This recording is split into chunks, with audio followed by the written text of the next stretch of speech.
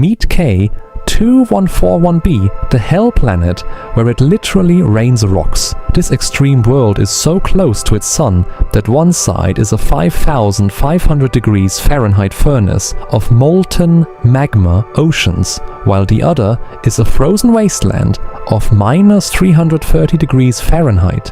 The heat is so intense that solid rock evaporates into the atmosphere, gets blown to the cold side, and falls back to the ground as a storm of jagged stones. With a year that lasts only 7 hours, it's a terrifying cycle of fire and ice that proves reality is crazier than any horror movie.